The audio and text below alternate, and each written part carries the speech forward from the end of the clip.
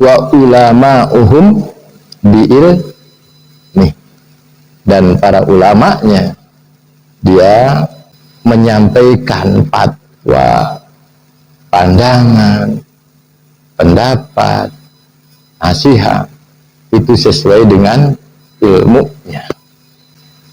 Kira-kira ada tidak ulama yang justru dia berpendapat bertentangan dengan ilmu yang dimilikinya? Kita tidak kasih contoh yang dekat.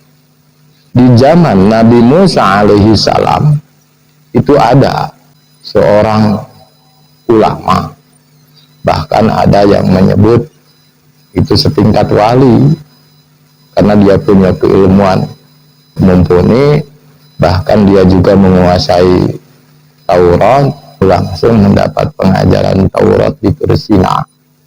Ketika dia menyampaikan ceramahnya, pasti yang hadir itu jamaahnya banyak. Kalau di kita mungkin dai 1 juta umat ya.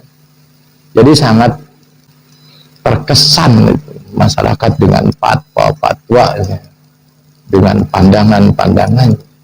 Bahkan ada yang menyebutkan dia juga sangat mahir ketika membaca Taurat.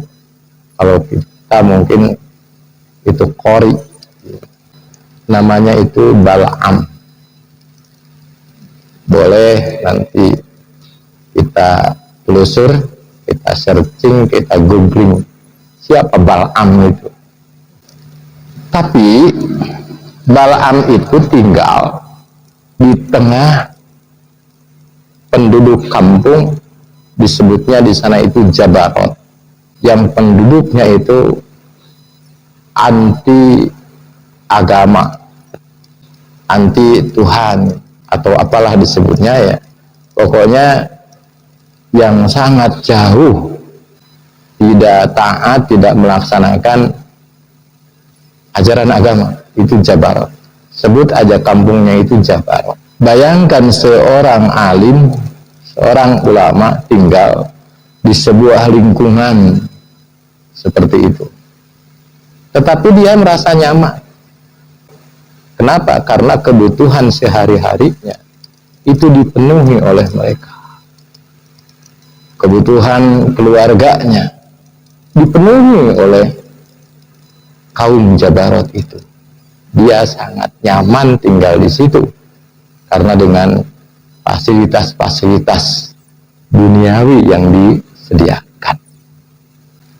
Dan Bal'am itu juga disebutkan di kisahnya, dia punya kelebihan.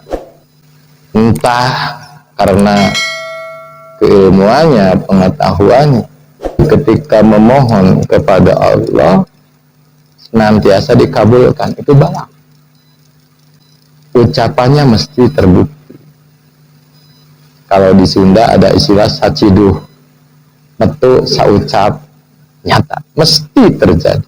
Nabi Musa alaihi salam beserta pasukannya hendak memerangi kaum Jabarot, dan tentu kaum Jabarot itu merasa gelisah karena mereka tahu kehebatan Nabi Musa alaihi salam. Fir'aun saja itu ketika mengejar Nabi Musa dengan mukjizatnya bisa melintasi lautan dan Fir'aun ditenggelamkan di sana. Mereka merasa gelisah karena tahu ketika Nabi Musa menghadapi ahli sihir Fir'aun, tali-tali itu dilempar menjadi ular, dan Nabi Musa alaihi salam diperintahkan oleh Allah an alqa-asa supaya melemparkan tongkatnya, dan tongkatnya menjadi ular yang lebih besar, dan ular-ular ahli sihir Fir'aun itu dimakan. Mereka tahu itu. Kisah Nabi Musa alaihi salam ketika Bani Israel kaumnya meminta air, diabadikan dalam Al-Quran surat Al-Baqarah, wa idistasqa Musa liqaumihi, ketika kepada Allah untuk kaumnya agar diberikan air, Maka Allah memerintahkan kepada Nabi Musa alaihi salam, idrib bi'asokal hajar, pukulkan tongkat itu kepada batu, panfajarat bin husnata asrata ainan, maka air pun keluar dari batu itu. Maka mereka teringat ada Balaam di sana. Mereka datang kepada Balaam meminta pandangan, meminta petunjuk bagaimana menghadapi Nabi Musa dan pasukannya. Maka Balaam pun menyampaikan, kita tidak mungkin mampu menghadapi Nabi Musa alaihissalam beserta pasukannya, karena Musa itu kan nabi. Tentu Allah subhanahu wa ta'ala akan melindungi dia dengan malaikat-malaikatnya, itu kata Balaam. Tapi kaum Jabarot itu mendesak kepada Balaam, engkau kan seorang alim yang banyak ilmu, kira-kira ada tidak celah yang bisa kita lakukan. Akhirnya Balaam pun memutar otaknya dan diakui keilmuan Balaam. Akhirnya Balaam mendapatkan penjelasan bahwa Allah akan mencabut keberkahan ketika umat itu melakukan kemaksiatan. Kata Balaam, sekarang begini, ketika Nabi Musa dan pasukannya tiba, maka kita hadapkan paling depan itu kaum perempuan. Tapi perempuan yang ada di depan itu tolong, itu yang menyambut mereka, disuruhlah mereka itu bersolek, berdandan. Mau perang ini pergi ke salon dulu, dandan dulu, tentu dengan penampilan-penampilan yang bisa menggoda ya, kaum pria. Dan itu pun fatwanya dilakukan. Ternyata betul, ada di antara pasukan Nabi Musa alaihissalam yang bergoda.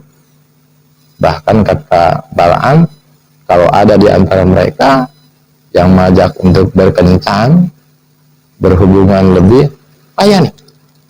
Dan itu pun terjadi.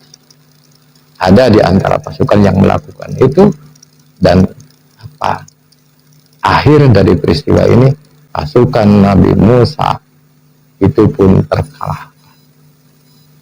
Di kisah itu Allah subhanahu wa ta'ala itu akhirnya menimpakan juga siksa kepada Balaam, dan Balaam itu dicabut oleh Allah subhanahu wa ta'ala keilmuannya. Jadi ada ulama yang seperti itu. Ketika ada ulama yang seperti itu, maka jangan harap keberkahan Allah bukakan kepada negeri itu. Harusnya ulama yang berilmu itu dia menggunakan ilmunya untuk kemaslahatan, tidak menyalahgunakan ilmunya hanya karena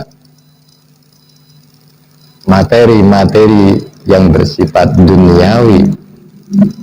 Maka itu akan menjadi sebab Allah subhanahu wa ta'ala muji'allahumul barakah, menyambut keberkahan.